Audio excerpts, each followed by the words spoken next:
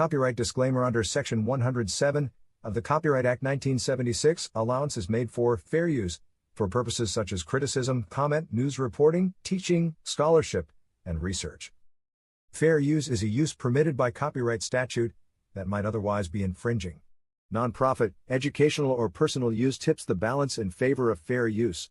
No copyright infringement intended. All rights belong to their respective owners.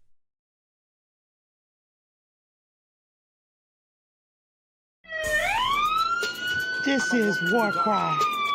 We're on the wall crying out for our children, our communities, our schools, our churches, our families. This is War Cry. Welcome to our reality. Gun violence, Chicago, Philly, Detroit, New York, Atlanta, just to name a few. Our black children are dying day by day. This is War Cry. Police brutality. Hands up! Don't move. I can't breathe. Hashtag Black Lives Matter. Hashtag All Lives Matter to Christ. This is War Cry. Drugs, rape, mass shootings, school violence. This is War Cry. Galvanizing people to pray for our children and to take action. Let's march on Washington. We want prayer back in you. This is War Cry. Candles, memorials in every corner in our neighborhood.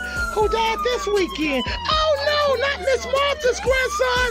This is War Cry. He was only 16. His brother died last year. He was only 13. This is War Cry. We the people. We're the elected officials. This is War Cry. We need the church. Where's the church? Only on Sundays. Get to the streets, church. We need you out there. This is War Cry. Girl, be gone. Boy, be gone. Mothers crying. Fathers being locked up. Welcome to our reality. Identity crisis. This is War Cry. Oh, they're trying to remove our history off the textbook. Oh, critical race theory? It makes them feel bad. It's our reality. Fake reality shows. We want the real truth. Stay woke. This is War Cry. HBCUs under attack. This is War Cry. Equal pay for what we do. We want a reparation. This is War Cry. Ashes to ashes, dust to dust. Wait a minute. Is that somebody else they're burying that looks like us? Only 12. This is War Cry. Oh, let us come together and pray for our young people, pray for our communities, pray for our schools, pray for our churches, pray that the government gives us what we need, a fair opportunity. This is War Cry, home of the brave, land of the free. Who's free? Our men are locked up. This is War Cry. Hashtag mothers against gang violence. Hashtag fathers who love their sons. Hashtag what would Jesus do? This is War Cry. I know who goes before me. I know who stays behind. The God of Israel's army is always by my side. This is War Cry. We're on the wall. I know you as a father. I know you as a friend. And I have seen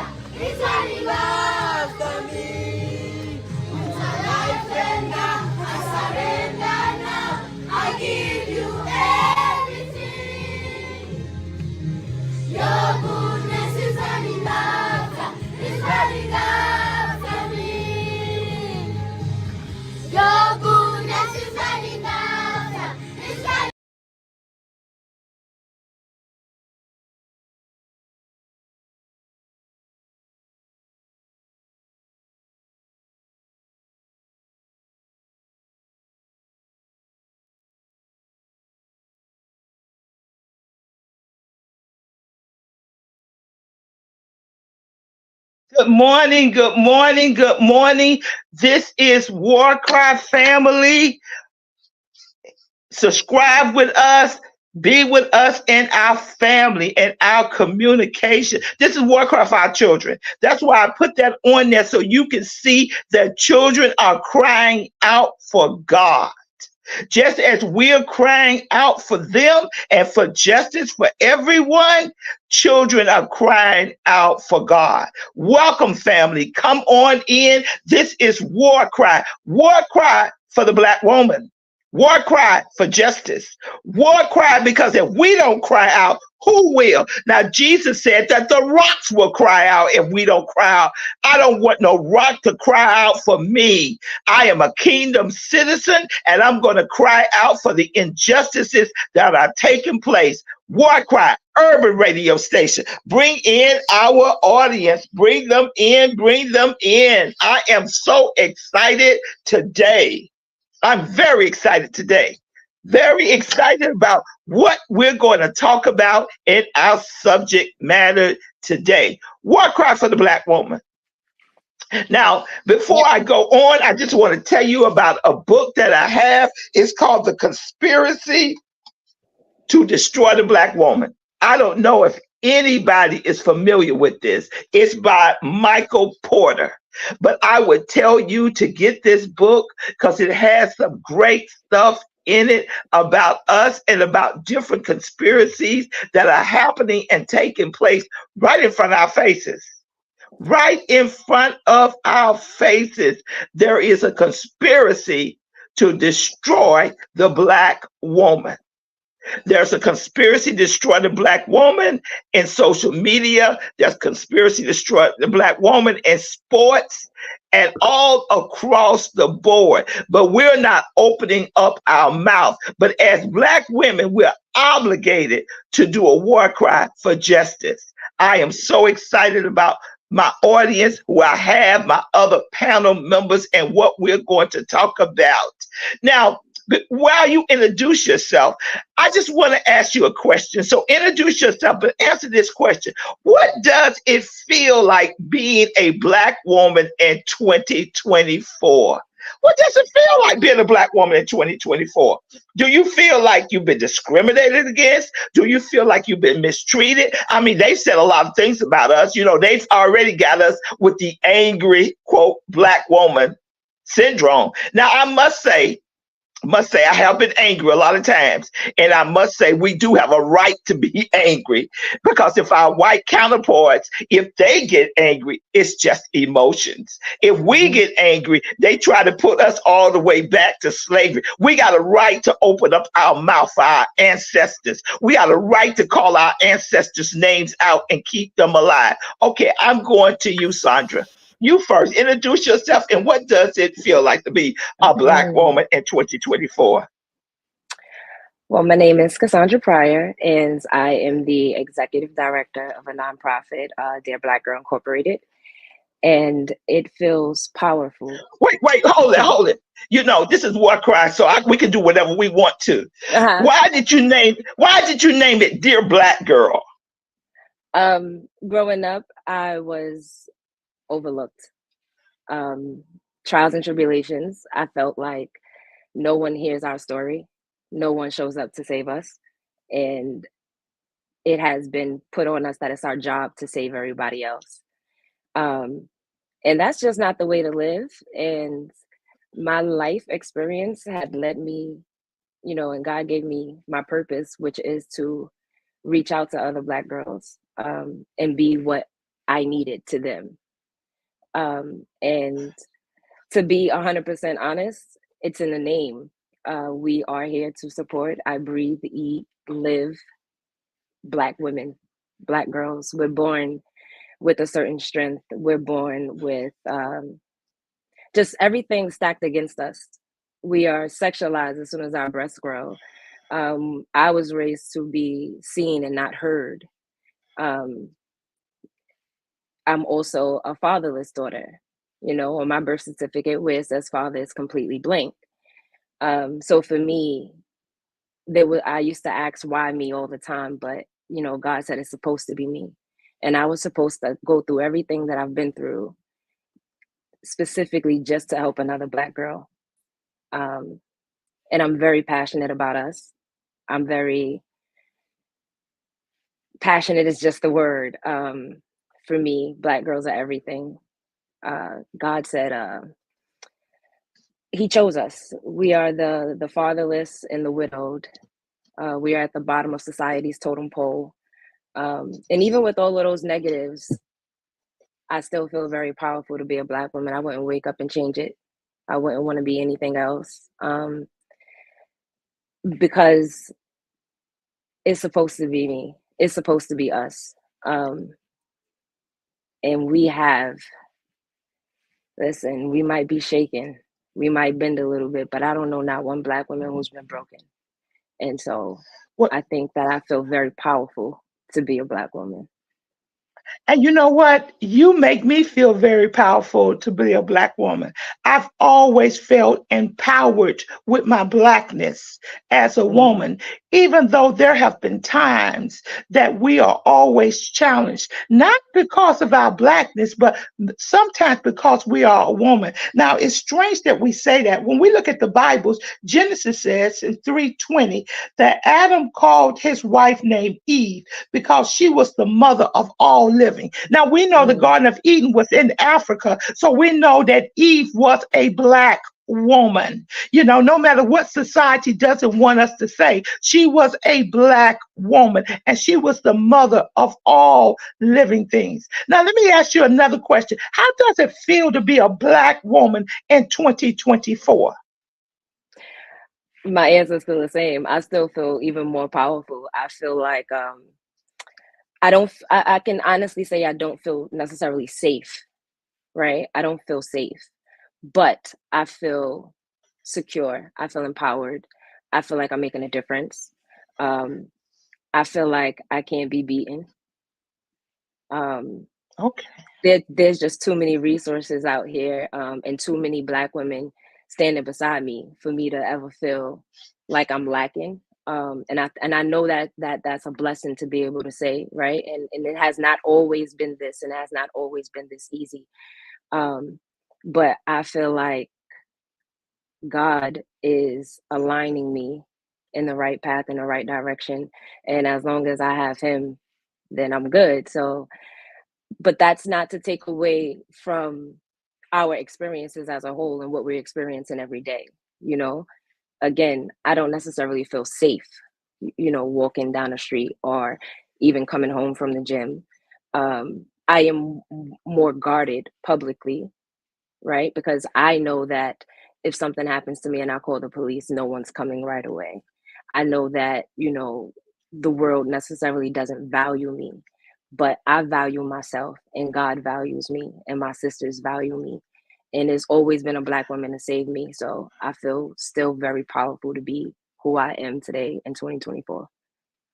Yes, Dr. Robinson. Oh my goodness. When I first met this or heard this doctor, this entrepreneur, this historian, I fell in love with her. I was like, I got to know her because and let me tell you, Sandra, you talking about powerful Black women.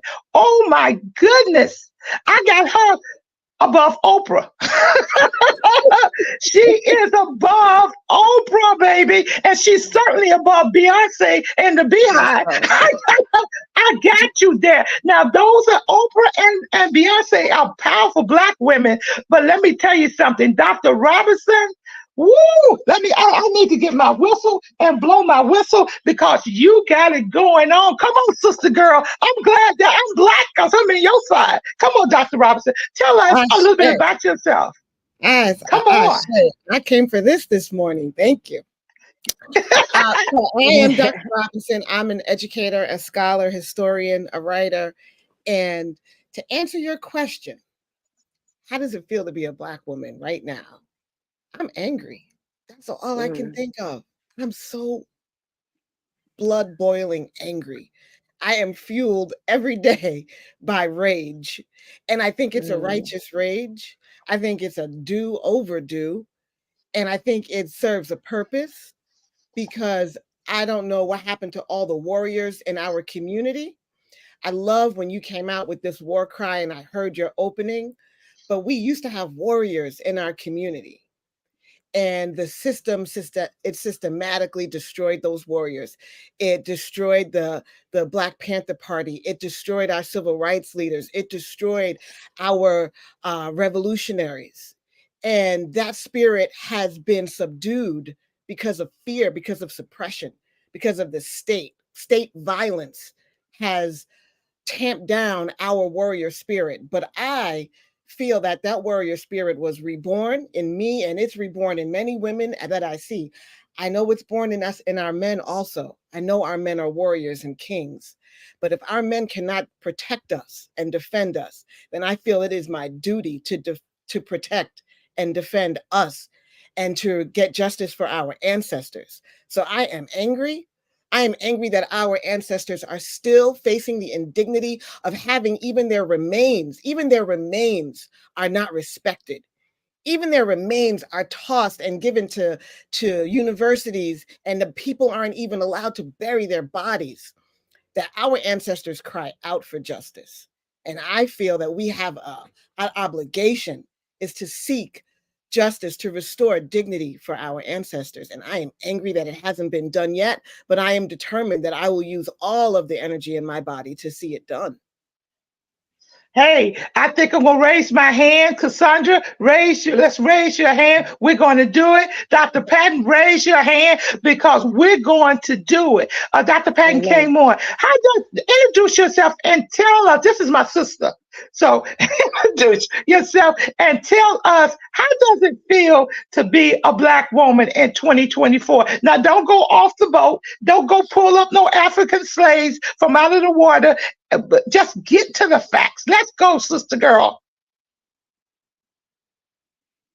You're muted. You're muted. What it means to be a Black woman in America encompasses many things. It doesn't encompass us falling off the boat. It doesn't encompass us not getting our rights. It doesn't encompass white men looking at us as if we're a sex object or a sex symbol. It does encompass. Wait, hold it. Let me go back because this is War Cry. And this is not the old show. This is not the Wives of LA. This is real talk. It's just not only white women, white men looking at us. It's some Black ones that exploiting us too. Yes, I was going to say that in my next breath. That our men and the white men as well as the Black men have exploited us and have not respected us and respected who we are and what we have done. We have held down the house, the ship, everything for years and have not gotten the respect that we needed. We have then not looked upon in society, whether it be the track of the white man, the track of the white woman, the track of the Black man, and even some of our own sisters are not even looking at us and seeing the strength and letting us bind together as a unit so we can be strong in what we're doing. We have somehow missed the boat. And the sister here that was talking about what has happened to our civil rights leaders, the people that were in front, something has dissipated that. Something has destroyed that. And we need to get that back to show that there's strength, because there is a lot of us that are strong, but we need to come and be cohesive to one another so we can see the strength that we have always had. We have always absolutely.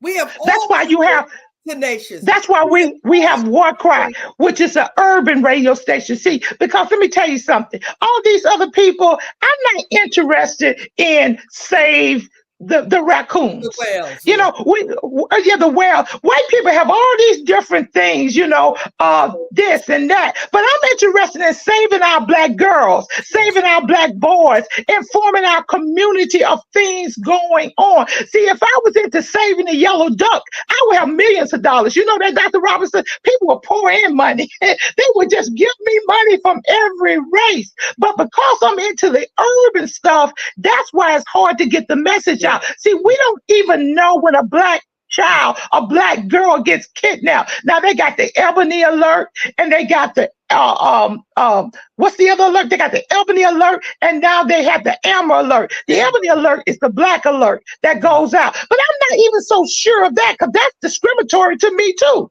Will they look for our girls at the same rate?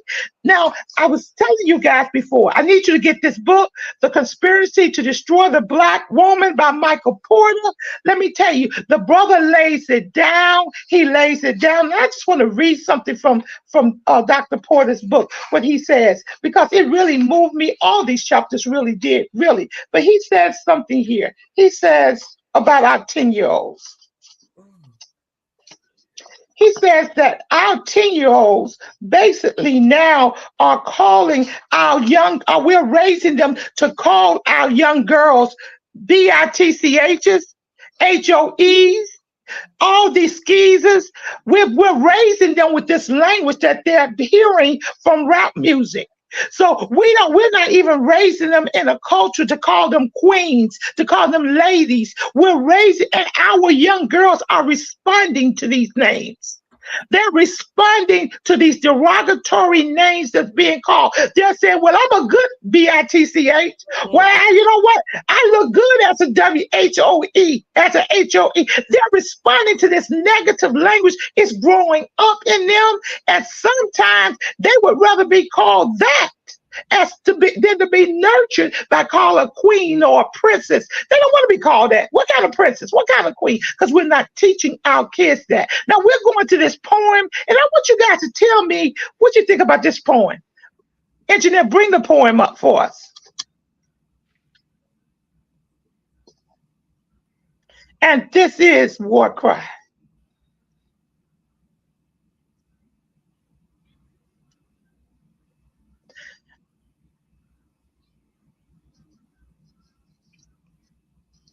And here it is. Sick and tired of being sick and tired. Poetry is not a luxury, it is an obligation. These poems are not a matter of sympathy but survival. This poem is not a matter of sympathy but protection. This poem is not a matter of sympathy but clarification. And I'm not pissed off, I promise. But I am angry as hell.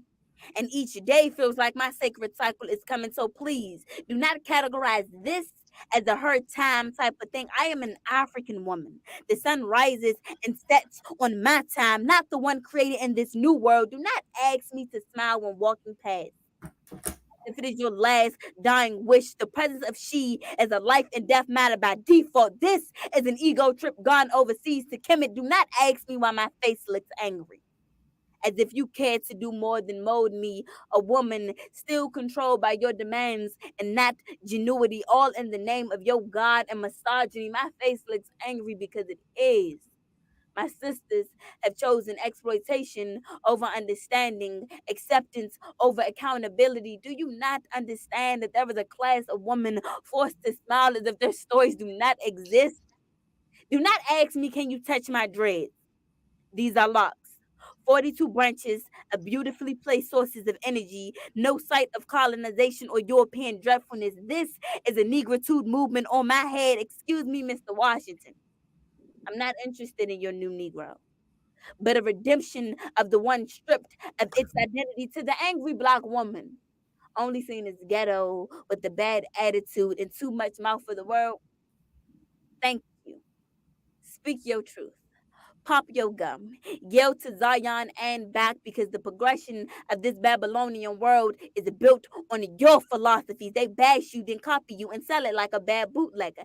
Thank you, Tyler, but we don't need your help. These are not demands. This is a matter of self-preservation. This is an open letter to each person who sees Lapita as nothing more than a beautiful it girl with chocolate skin, as if Black don't mesh well with every color. Save your backlash to how we are only made to be hoes and slaves, as if these truths do not shape us in the same manner that they control you, to the angry Black woman. With enough anxiety and grace, unpack your bags. Find comfort, not complacency, in your anger. Look to your neighbor. Say, neighbor, turn on the TV. Get mad, then fight for it. Angry Black women, you are not a puppet for Americans to tell you what, when, and how to feel. Be angry as hell with enough heart to understand where your anger comes from, where your burdens reside, where your heartache, misfortunes, and backaches all come from. You are not a bully or nagging. You are angry as hell, and you have every right to be.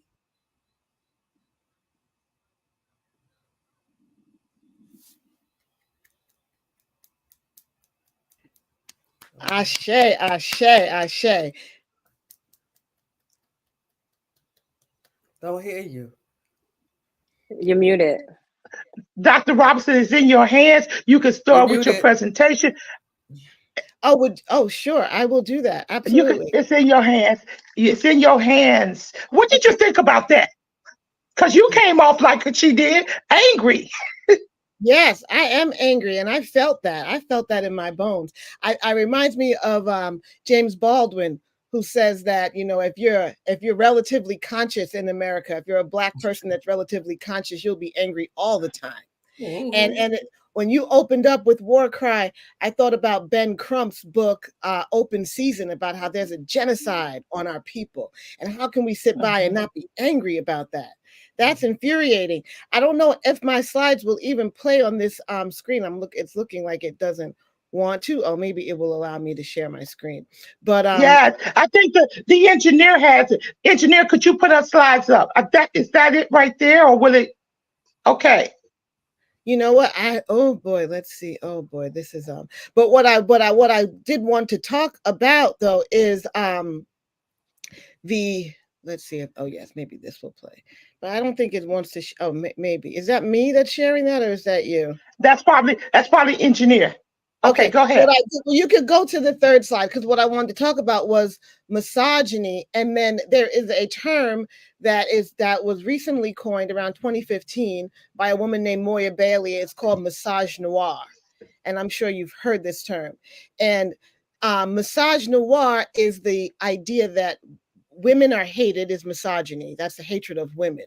Misogynoir is the hatred of Black women, and you can go all the way back to Sarah Bartman, who was also called the Venus Hottentot, an African woman who was taken from her Kosa village in southern Africa and displayed in Europe. This is the beginning of the sexualization, the demonization, the pathologizing of Black women and of Black women's bodies in particular. Oh, her buttocks are so large. It must be a sign that she is sexually promiscuous or sexually available, and how this was used in many ways. It was used to inform Victorian culture, where they put bustles under their dresses, and to try to mimic this idea of having a large hips and buttocks. But it was also used in a way to criminalize and dehumanize Black women and Black women's bodies. And misogyny and misogynoir in particular, we can see, if you just I want you to run through those slides, because I don't want to spend a lot of time on them. But misogyny is particularly this hatred of women, and misogynoir is a great term for us to use. You could skip past that because that's a video. But what we have from the beginning of media in this country, you have mammies, you have Jezebels, you have sapphires, you have these images of Black women as stereotypes. And then, as you can see, we have these women. You could stop right there. You had those women that I just tried to show quickly, who have been in the recent years demonized by our culture. Jada Pinkett Smith. Why is she demonized? Because her husband did something and she gets blamed for it, right? This immediate, it's her fault. She's the evil. She's the source of the evil. And the same thing we see with Anita Hill. We didn't listen to Anita Hill. That was decades ago now, 30 years ago now. And I wish we had listened to Anita Hill, but we didn't listen to her. Again, we see this continual demonizing of Black women, that we are seen as the problem, even when men are behaving badly.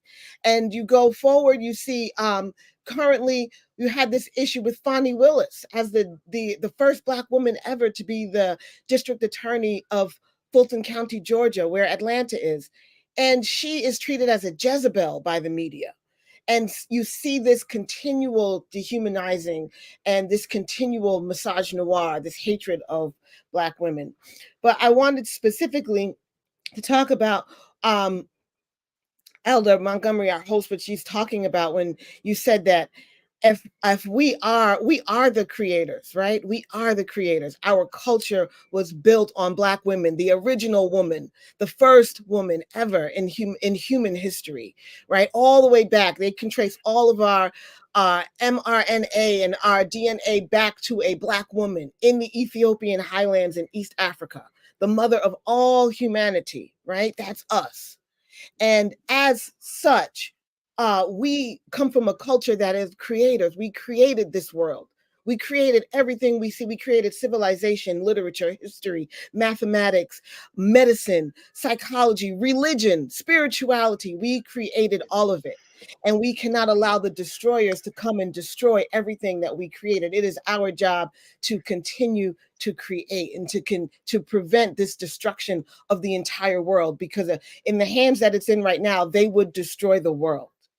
White men would destroy the world if we just let them. And we cannot let them. They will destroy it all. And we have built it. For millions of years, we have built it. On our blood, sweat, and tears, we built this world. And we built it to continue. We built it to prosper. We built it to thrive. And they would destroy it all. So when you mentioned about the turtles and saving the whales, our culture, our spirit, our Black woman energy is the energy that would save all of life, the earth itself. We will save it all. You save Black women, you save it all. You save it all. Saving young Black girls, as Cassandra is talking about, saving our young Black girls saves all life. We save all life. I don't know if you guys are familiar with the Combahee River Collective. This was a group of Black women who got together in the 70s. And they said that they believe that the foundation of saving our world is in Black women. Oh, you could stop it right there, because I'm going to just say that quickly. And about how we really free ourselves from this condition that we are currently in. I truly believe that we have been so abused, so dehumanized. We have been so commodified. We have been turned into nothing but tools for this system. And we have to resist it.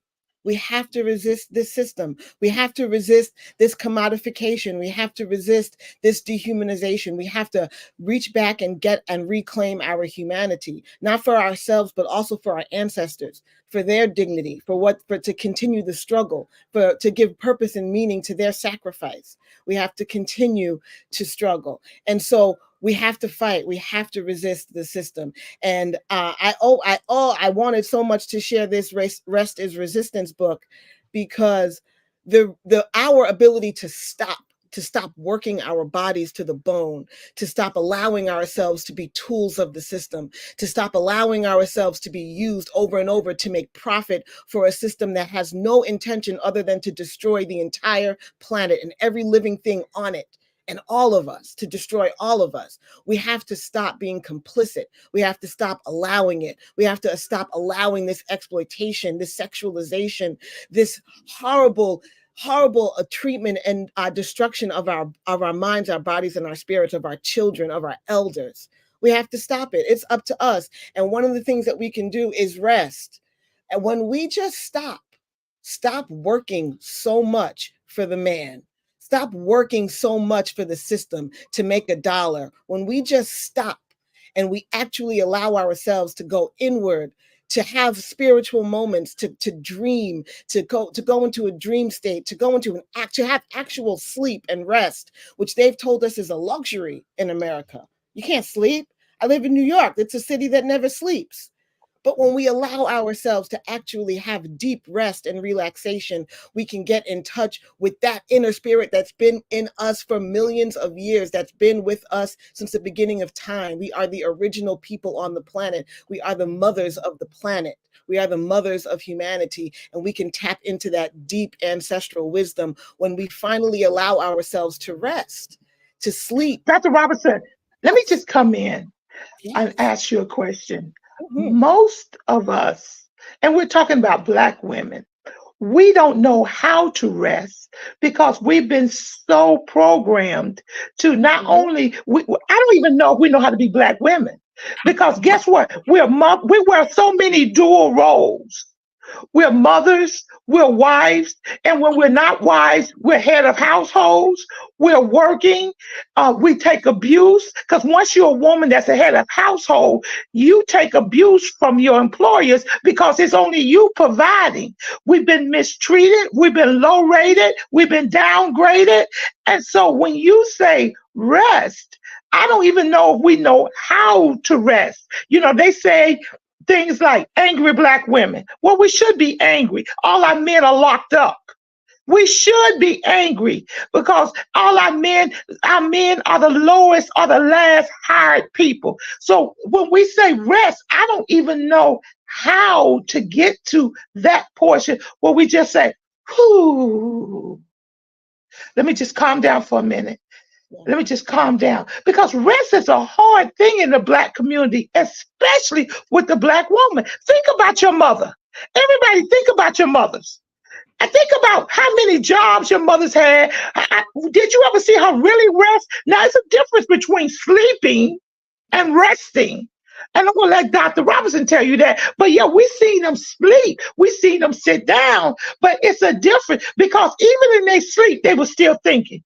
Back at you, Dr. Robinson. I agree. And that is how the system has really done us a disservice. We never get to rest. This is what they've done to us. How can we ever plan our escape? How can we ever plan our liberation when we don't have any time to rest? This is how they keep us constantly on the grind. And it's a very tough question, but I think we don't need as many things as we think we need. The idea that we need all this, that we need money, so they keep us on this grind all the time. They always showing us things on social media. We need to have what the other person has. We have to keep up with the Joneses. Even in our relationships, we have to be compared to white people in their relationships. We have to have all the material things. At least we think we have to have those things, but we don't. Well, we can survive in community. I truly believe I have one child. I have a daughter. I had to raise her alone, but I didn't raise her alone. I raised her in community. She had many mothers. She had many fathers. We have to come together. When we need food, there's food. We have to work together in community as Black women, sharing our resources with each other so that we don't feel like we have to work all the time. We don't feel like we need to be always hustling because we always have to look out for ourselves. I think that what we really need to find is a way to share our resources with each other as women. Even if it's a small group of 5 women, we get together, we just make sure that our needs are met. And all of these luxuries we don't need. It's all garbage anyway. It ends up in the landfill, and that just ends up polluting the oceans. We don't need all this trash. And they're telling us now what beauty looks like. See, now our culture is telling us that you got to have this type of body. Your butt's got to be this big. Your breast got to be this size. This the size of your nose. So now Black women are not even liking themselves. They are taking what they had and now they're trying to cultivate it. And truthfully, and white women are trying to look like us. And I don't know who we're trying to look like. Somebody that we want to be like. But we need to find out who we are. Now I'm going to open it up for Cassandra. Cassandra, do you have a question for Dr. Robinson before we go on? I see you there. Pause on that slide right there. Pause right there because I want to read that when we. Okay. Cassandra, you have a question? Any question? I don't think I necessarily have a question. I definitely agree with everything Dr. Robinson said. But I think I'm like in the middle because I definitely respect my elders, right? And like everything that they have going on. But being in the younger generation, the question that you asked was the how, right? Like how, I find that we have these conversations all the time, but when it comes down to doing the actual work, I don't see anybody doing the work. And I'm a person who believes in starting small. So you're right. You have to have community, right? But that's also another layer because it matters where you live. Like I'm from the hood. My community isn't a woman that I would trust with my children because she doesn't take care of her own. So we also have to think about environments when we are just, throwing out solutions, because it's different for everyone. It's not the same as having, like I have 2 children and my children's father passed away, but I was also a teen mom. I grew up in the crack era. So community looks different. And today in 2024, we can say all day, there's no community, right? So like outside of myself, there's a Black girl walking down the street with no coat, pregnant, and no one is doing anything to help her. So it's I think that I agree, but I think that it's great to have these conversations, but it falls on deaf ears when we're not giving solutions, actual viable solutions during these conversations. People are listening and they have hope, but at the same time, I can see my 20-year-old self listening to you saying, ain't no way, because rent got to be paid. And money matters. It matters so much that eggs are almost $10. So we can't just throw out these, we got to be community, we got to stick together, we have to, if we have to feed each other. There's so much pain and there's so much discourse, there's so much distrust, there's so much hurt within our communities, right? So this, and again, this is one of the reasons why I started my nonprofit. And the Black women that I meet, they side-eye me all the time.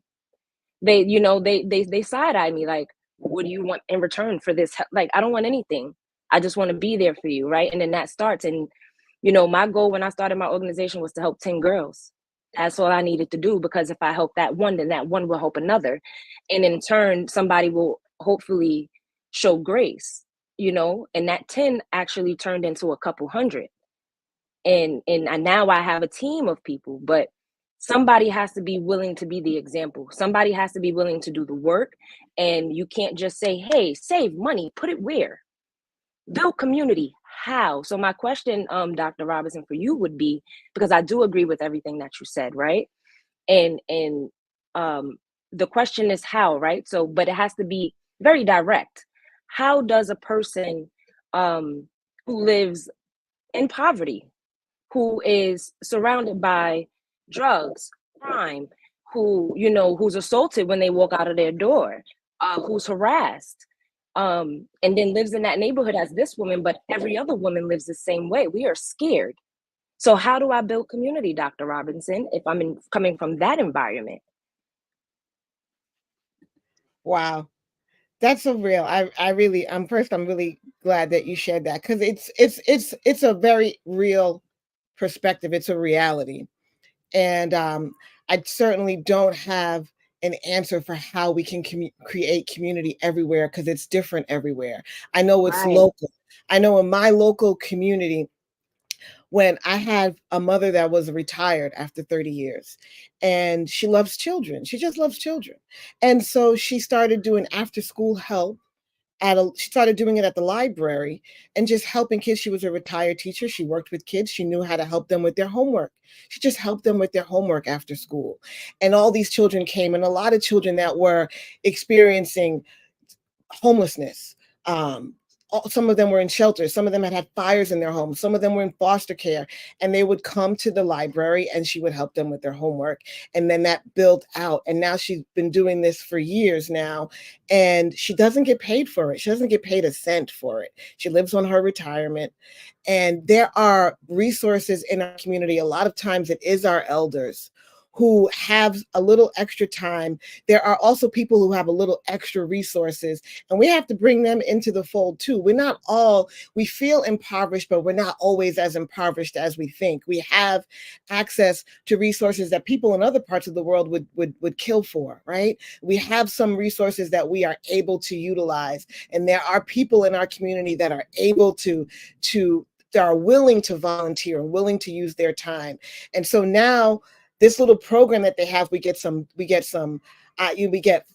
funding, a very small amount of funding from the local municipal. We get some of that summer youth money, so we were able to hire some young people in the summer to come and run a little summer program. And there are just ways, and we're always not don't always have enough money, but we're able to then just keep that system going. And because people see it, it teaches the kids that they have a place they feel like they can trust. They see, it's by example, they see. I was very fortunate to have an example of two parents actually that were very community oriented. So I've seen it. And I know that there are people who are not just out to make a dollar, who are not just there just to make money off of you, just to exploit. And so you have to show when we can be that role model and show by example to the young people that we're here for you. We're not here just to get a check. We're here to help you. We're here because we love you and we share that love. And love is an inexhaustible resource. Love is a resource that we can give freely. We can love each other freely. And when we do it, it's always so unexpected but surprising to see that the resources come. I mean, we get donations and stuff. We get donations from. Let me come in. Let me come in, Dr. Robinson. I want to tell you how we can help. We can help because we have Cassandra here and we see what she's doing as a young person. So you know how we help? We gravitate to her because her first idea was to help 10 kids. Now it has increased. So we put our resources beside somebody who's actually doing it in the hood, in urban America, not suburban, but urban America, then we can build on it. And then she will be contagious. Then little satellites can begin to take place and take off in our deprived community. That's how we help. We got to get behind her to help. And then when we push her, she pushes other communities. I'm sorry, I had to say that because that's how we help. When I first met her, I want to help. Period. What do you need? And she's down the line now. A lot of times we throw money, but we need the ministry of presence there. She needs someone to walk beside her with wisdom as an older woman.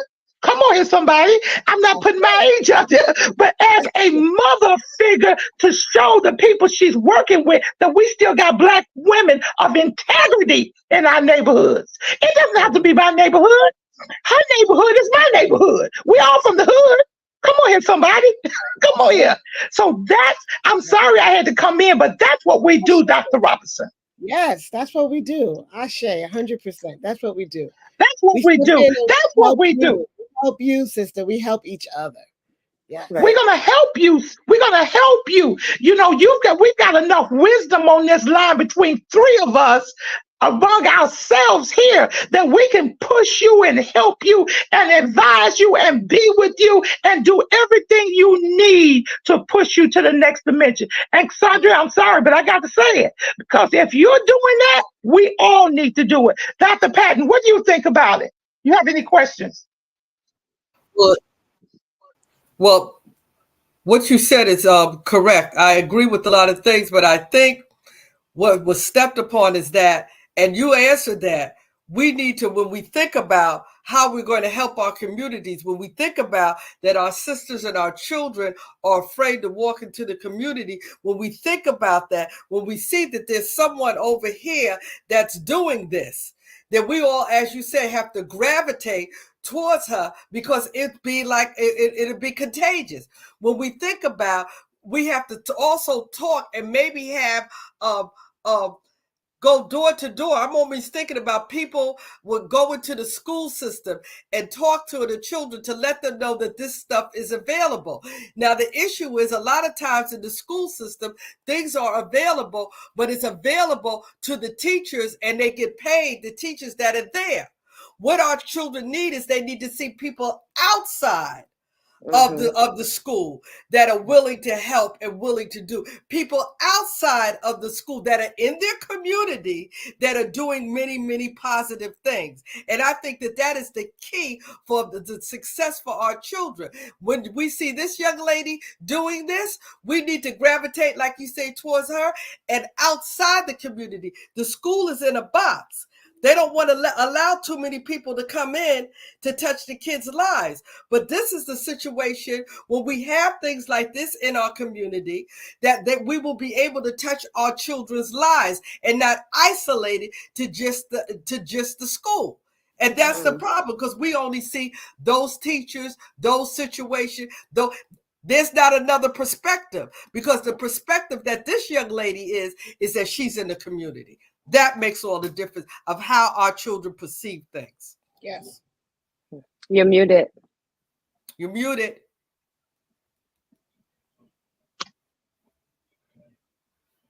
She's not in the community, she's in the hood. Yeah. See, we got to go to the hood.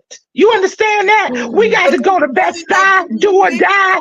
We got to go to Bed-Stuy, do or die. We got to go to Brownsville. Never will run, never will. You run. We got to go over to the Polos houses over in Manhattan. We got to go to Boogie Down Bronx. We got to go to where the need is. It don't. Our communities could be perfectly okay, lily white mixed, and we can have everything we need, but until we go to the people and let it spread. See, I'm tired of just saying, well, you know what? There's no kids on my block. They all graduated with the Harvard. Mr. Jones' son is a lawyer. Miss Mary's son is a nurse. No, I want to go to the kids that are being challenged to let them know I love you. This skin makes us kin.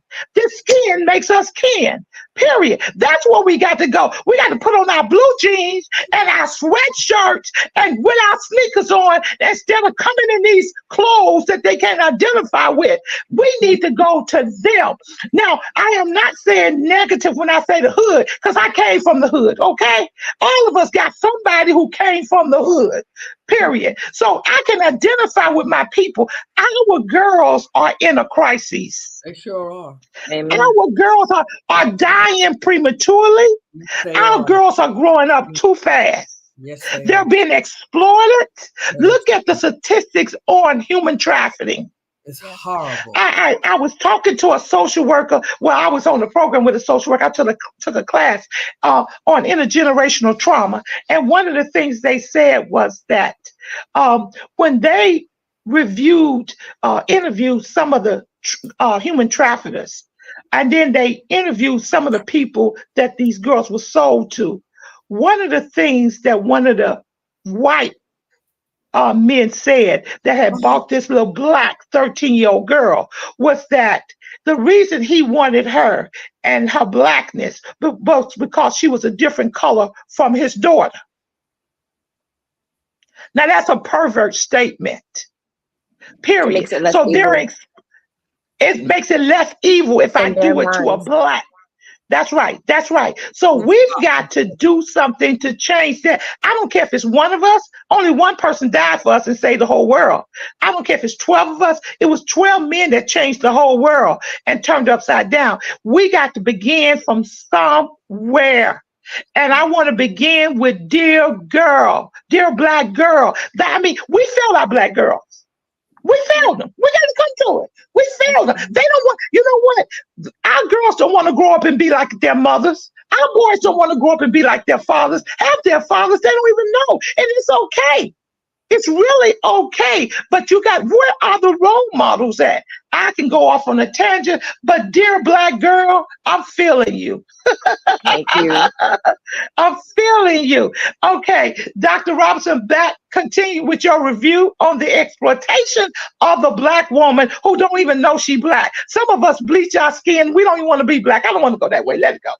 I said go. Well, we're talking about these young girls, and if they're mothers, I mean, I'm their mothers. They're mothers. I'm their mother's age. They're getting the butt implants. We talked about that. The skin lightening. Excuse me. Why would they want butt implants? I have no idea. Well, I can tell you, it's a lack of love. Our homes are broken. And if there's nobody telling me that I'm beautiful, that I am loved, if there's nobody looking at me and pouring into me in a positive way, and only so every child you see, every toddler you see has a tablet in front of them.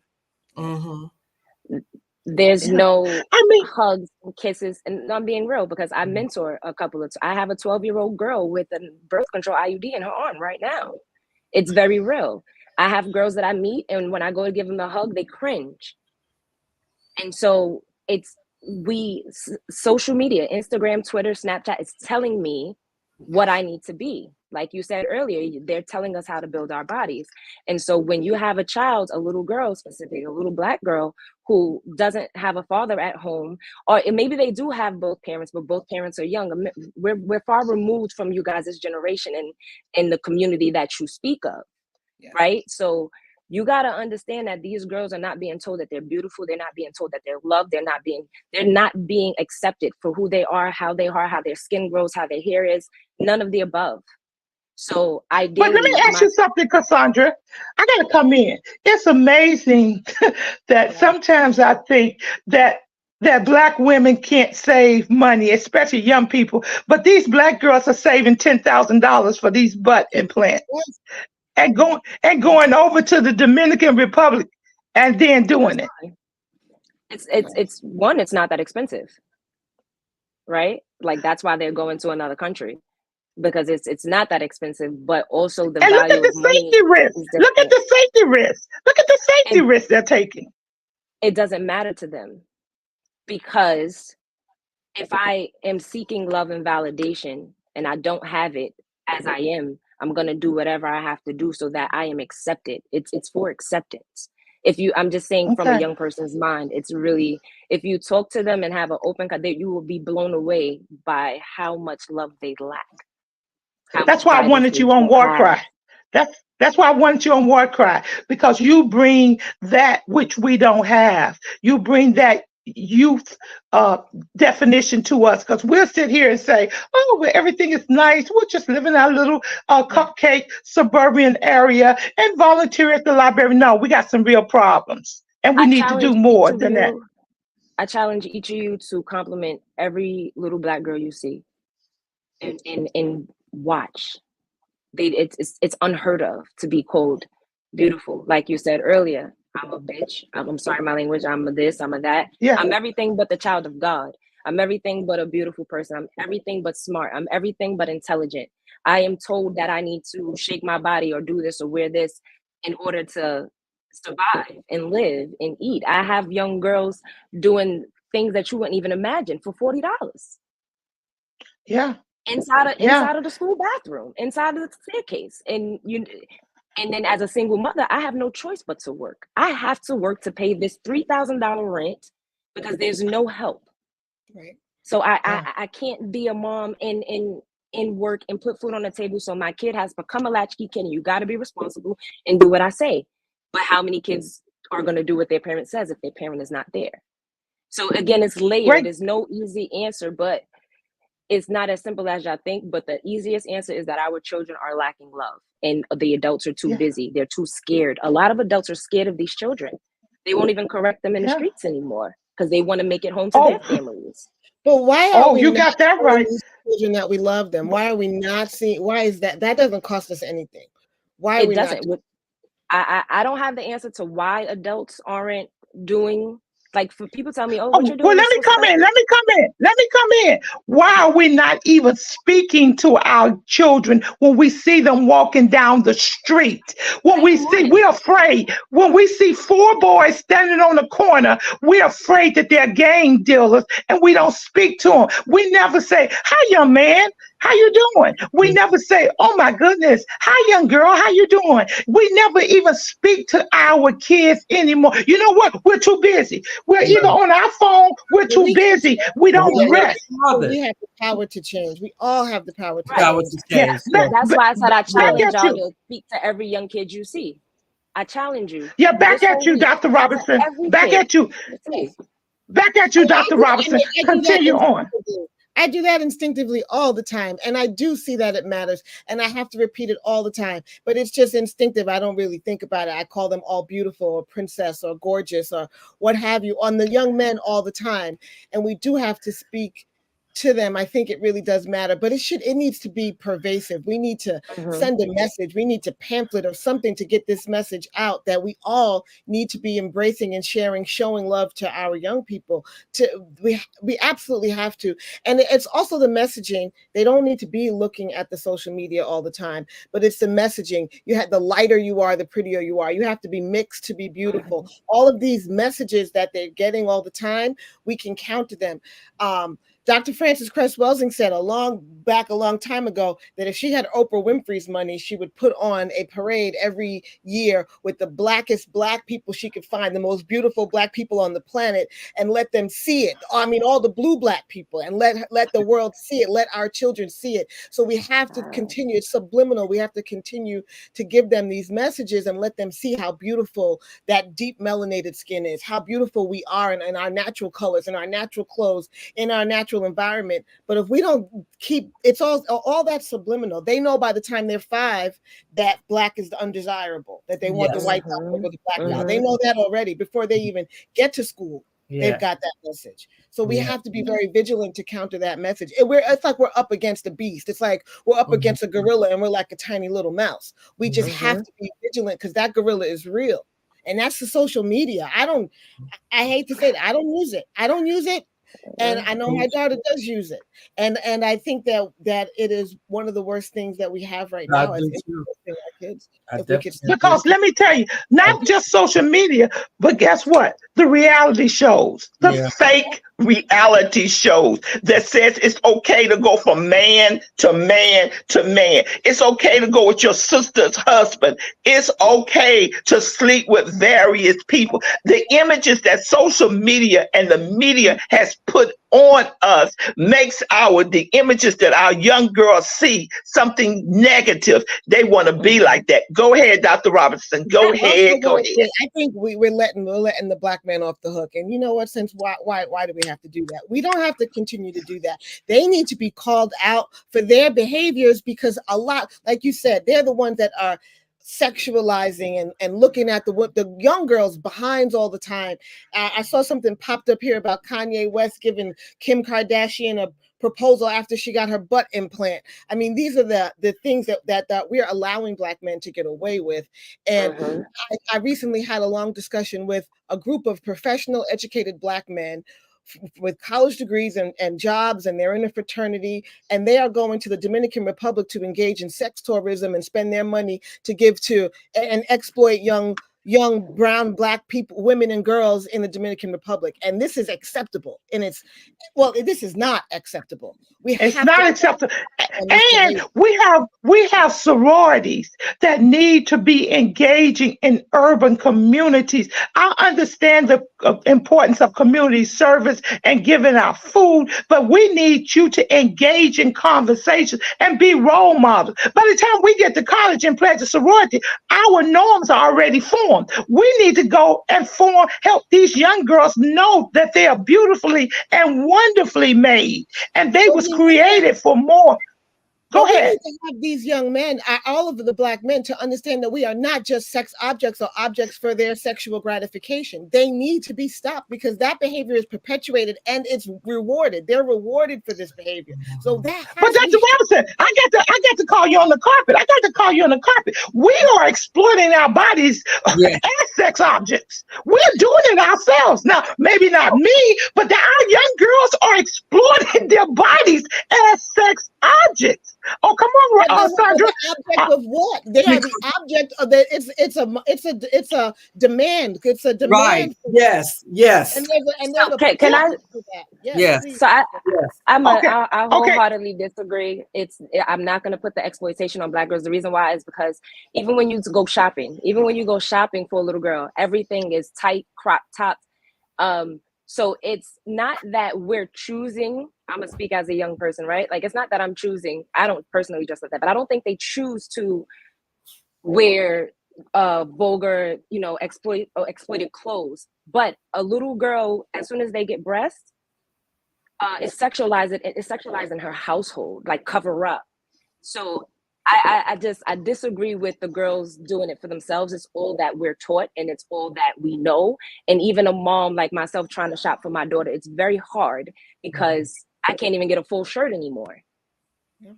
So I definitely will not put any blame on Black girls choosing the exploitation, especially. I got to come at you. I got to come at you again. Yes, it is Black girls who choose exploitation. Let me tell you something. A Black girl could go get a pair of jeans and cut it all the way up to her and walk outside. That's choosing to wear what you want to do. Now, maybe not all of them, but some of these Black girls or women in general, they like those that attention they get. I'm sorry, they like attention. Some of them. No, we all hold on. Every Black woman, I think every female naturally would want to be called beautiful and wants attention, right? It's a right attention and a wrong attention. But if we're lacking education in the home and we don't have options, I still have to push back and disagree that we're choosing, because I should be okay to wear a workout outfit and go to the gym without a man. What I wear and what I choose to wear does not deem or make it appropriate for you to sexualize me and or harass me. I cannot agree. I have with a good you. example. No, I agree with you. Okay, go ahead, Dr. Robinson. This is hot. I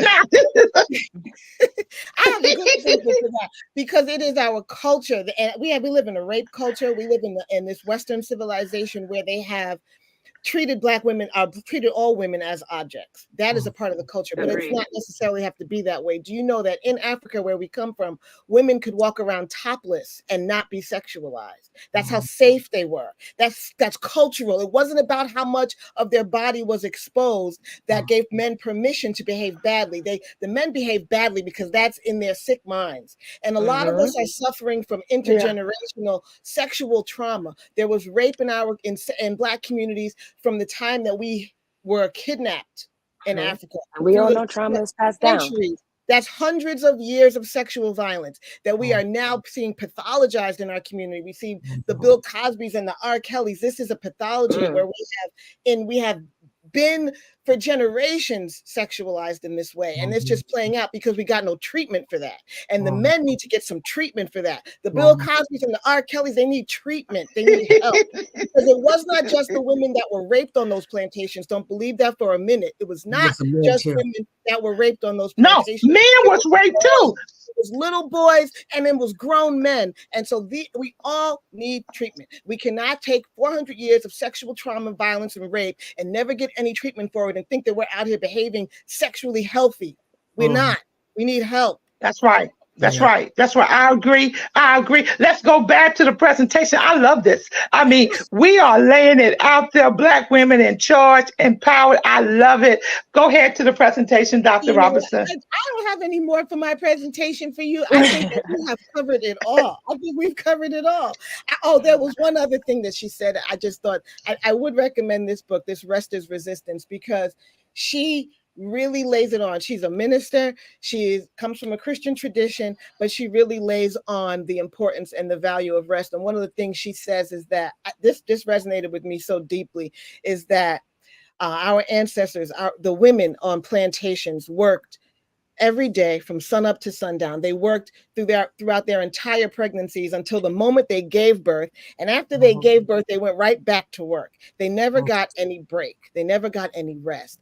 And because of all the work that they did, we should not have to work. And I mean that with all sincerity, because this entire country, this entire economy was built on their labor and their work. We should not have to work. We owe it to them as a form of reparations to rest. All the rest that they did not get, we owe it to us. And I have found that even when I rest, it's weird how the money game flows, how it comes. It's not always about hustling to get the money. Sometimes you just got to let it come to you. And by resting, I found that there is a debt. There is a debt that they owe us, and we can collect on that debt. It's a karmic debt. It's a spiritual debt. You might not see it, know it's tangible. You got to have faith that it's there, that we are owed this. That our ancestors are owed this. We are owed this moment of rest. For all, this was the quote here. If capitalism was from the plantation, then I will rest for my ancestors. Okay, it's a form of reparations for them. I will rest for my ancestors. And I think And our ancestors really went through a lot. Our ancestors went through a lot for us to come to this point, and we don't even say their names. We don't even try to remember them. We've got to come to a point that we can say our ancestors' name, that we can call our mothers' names out. Because guess what? Unless we keep it in the air, they will be forgotten about. And we have to teach the younger generation how to love themselves and how to support each other. We got girls just as viciously in gangs as boys are. Why? Yeah. And some of the gangs, girl gangs, are more vicious. And what are they looking for? Love. And where are they finding love? In all the wrong places. And what's our responsibility? To reach back and help someone. See, we're too busy reaching forward to build our own self up that we can't reach back and pull somebody up with us. Because guess what? We think we got it made. We think, hey, it's all about me. I got it made. I got my Gucci bag. I got my red bottoms, and I made it. So everybody else should make it. But everybody else don't have the same opportunity. So for those who don't have the same opportunity, as Sandra said, she started off with 10 girls. I want to help 10 people. That's the banner I run on too. I just want to help somebody to make it up. Period. I want to help somebody to know that there's a better way. Not me, but I want to do it for them. See, we got to leave a legacy for our people. We have no legacies for our people to even grab onto. We got to live a legacy. So that's what War Cry is about. It's living a legacy. So at this moment, I just want you to say your ancestor's name. Say your grandmother's name. Say your aunt's name. Say your great grandmother's name. Say someone's name to put it in the air because they still matter and they still live within us. It was struggles made for the Black woman. You know yourselves, we are still being discriminated against. Every day. You know yourself. Say their names so I can hear the names. Can we take turns to say their names so I can hear? Yes. We're gonna take turns saying the names.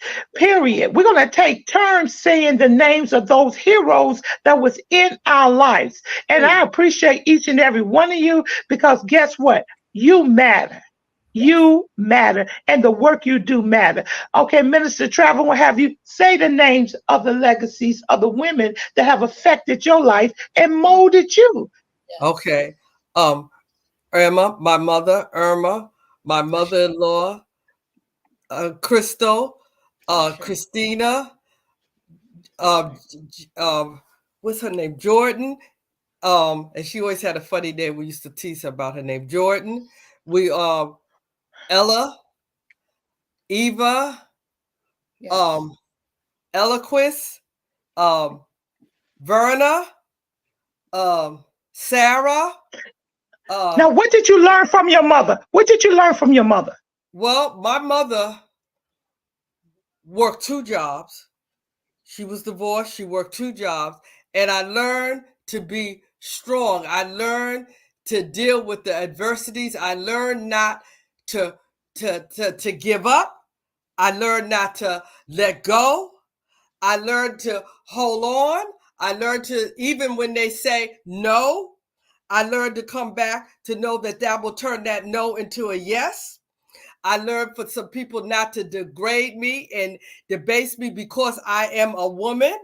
I've learned that. My mother was was a very strong woman. She wasn't an educated woman, but she worked very hard. And she said to me and my sister, I didn't have a choice about what I did, but I want you to go to school so you will have choices. She said, I didn't have choices, but I want you to have choices in your life and you to do the right thing in your life, that you could be able to be strong. You always need choices. She said, my generation was fixed when there was nothing there for us. We had to take the little tidbits and try to make, like my mother said, $1 out of 99 cents, which was hard to do at many, many times. But she said, I want you to have choices in your life so you can be successful in a way that I couldn't be. Okay. Okay. I'll go next. I learned from Big Mama. I think everybody can identify with a Big Mama. I learned from Little Mama, who was Big Mama's daughter, which was my grandmother. Mother. I learned from my Aunt Estelle. Everybody got Aunt Estelles in their family. I learned that, guess what? My great grandmother, my great great great grandmother was a slave. And she bore my grandmother, which was Viola. And she told us all the things that her mother told her. And my grandmother told me all the things that her mother told her. And my mother has given me wisdom on how to fight. See, my mother was a cultivator because she was what the norm thought back then looked good, high yellow, high cheekbones. She got to go to places that some of our darker sisters didn't go to. You know what I mean? So she would come back and tell me and take me to those same places. So I learned how to be resilient. To be resilient, a word that I don't think Black people really understand. To keep going, even though the odds may not be for you. Resilient. So, yes, put their names out there. Strong Black women, not perfect, but knowledgeable about who they were. Cassandra. My turn. My mother, Lynn Smalls, and my grandmother, Cassandra Pryor, and my list would end right there. That's how far removed I am. But they are two of the most self-preserving women I've ever met. I got a lot of my softness from them. So, my mom's Softness. Oh my God. I've You been are a privileged and blessed. lion. You are a lion. You lion. No, I'm not. My mother loved me, hugged me, kissed me. My grandmother, they poured life into me. They told me I was beautiful. They put the battery in my back, and they did it softly. Because we don't have to be taught and loved hard all the time. That's right. So I'm very proud to say that my grandmother and my mother taught me softness. And they taught me how to nurture. So I owe that a lot to them. That I may not have the resting part down, but I have the preservation part. So I am grateful to Cassandra Pryor and Lynn Pryor. Absolutely. I am so proud of you. And I hope one day I could be on that list as a loudmouth that has walked side by side with you because you are a wonderful Black woman. Okay, Dr. Robinson. Okay, my great grandmother, Ellen Johnson, my grandmother, Jean Johnson, my great great grandmother, Octavia Booth, my mentors, Mary Baird, Amanda Houston, Carlene Polite. And I always say all the mothers and all the fathers whose names I don't know, those whose names I know and those whose names I do not know. I am thankful. I'm so grateful that they taught me to fight, that they taught me to love, because I think love is the struggle. Love is the beautiful struggle. And to just continue to fight. They were dignified. One of the best lessons they ever told me is never let them take your dignity from you or show them that you've lost your dignity. So to fight with dignity and to keep our crowns on. And to love each other, to love ourselves, and to love each other. I wanted to also share that we talked about all these things that I'm calling this misogynoir, all these things that are out here hating us. But the one thing that was very uplifting for me this year or in the last 12 months was the Color Purple release, the new movie that was out, and the book in general by Alice Walker. I feel like that is an expression of love. And we have art, we have poetry, like the poem that you played in the beginning. Yeah. We have visual art, we have dance, we have theater, we have music. These are our creative arts where we as Black women can share our expression of that self-love. It can go even beyond those 10 people that we touch and that we hold their hands, but our art and our creativity can go beyond generations, even for even decades. It can go and it can change minds and change hearts. We have those Nina Simone songs, we have that Aretha Franklin, we have those messages of self-love that still are with us today. So I think that we have to put put our energy into that creative art. One of the, you know, we mentioned Beyonce earlier, but that beautiful, some of those beautiful expressions of Black love that I saw coming from her, those are important. Those are very important. They're crucial that we embrace those. Black people are beautiful. We are beautiful. Black women are beautiful. We have to keep that message going. And I think that our art is one of the best ways that we have to really share that and try to break through the noise. And another thing too, I want to add to it, the oral translations. We've got to pass the oral stories down to our children and our children's children about who we are as a people. We can't allow the oppressor to tell our story. No. We can't allow the oppressor to be the voice that our young girls and young men hear. We've got to rise up and let them know where we came from. And once they know where we came from, that we was kings and queens and we owned lands and we discovered things, and that's important because our Black children, period, they don't understand their heritage. They're lost because they're disconnected from the trauma that actually took place and knowing where the trauma came from. And now the white media is trying to silence that. So our voices must be raised up, and we must support organizations that support our culture. We must support it. This is War Cry, and we've had a great time, and we had a great community. I love you guys. Give me one word before we leave, and I'll start it off. Endurance. One word. Sandra? Inspire. Sandra? Inspire. Okay, one word. One word, Doctor. Okay, one word. One word, Trevor. Strength. Okay, this is War Cry, another great neighborhood, another great community. Thank you, ladies. Black power, women power, girls are the thing. War Cry, join us next. You won't see this nowhere else. This is War Cry. We're fighting for our children. Amen. This is War Cry. We're on the wall crying out for our children, our communities, our schools, our churches, our families. This is War Cry. Welcome to our reality. Gun violence, Chicago, Philly, Detroit, New York, Atlanta, just to name a few. Our Black children are dying day by day. This is War Cry. Police brutality. Hands up! Don't move. I can't breathe. Hashtag Black Lives Matter. Hashtag All Lives Matter to Christ. This is War Cry. Drugs, rape, mass shootings, school violence. This is War Cry, galvanizing people to pray for our children and to take action. Let's march on Washington. We want prayer back in school. This is War Cry, candles, memorials in every corner in our neighborhood. Who died this weekend? Oh no, not Miss Martha's grandson. This is War Cry. He was only 16. His brother died last year. He was only 13. This is War Cry. We the people. We're the elected officials. This is War Cry. We need the church.